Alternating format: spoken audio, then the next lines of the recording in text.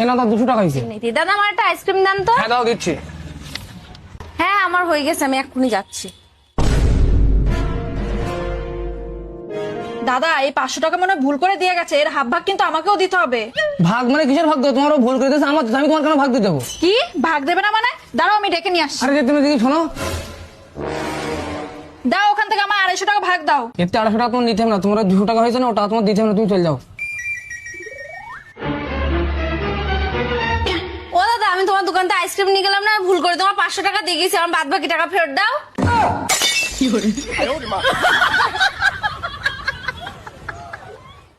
এ রাহুল, দোকানেতে 20 টাকা চিনি এনে দে দিনি।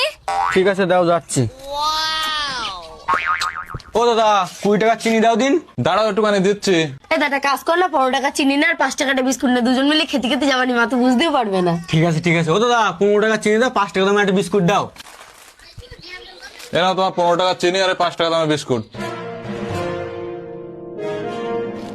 বিস্কুট তো নিয়েছিস, মা যদি জানতে পারে আমার নামে দোষ দিয়েছিল না একদম তুই। আর তুইও তো ভয় পাচ্ছিস কেন? যাও আমি দেখবানি। ঠিক আছে চ। ও মা এ নাও তোমার চিনি। এ রাহুল, বাড়ি তো দেখছো অনেক চিনি আছে, আমি তখন খুঁজে পাইনি। তুই এক কাজ কর, ওই 20 টাকা দিয়ে 2টো বাসন মাজা সাবান নিয়ে আয়।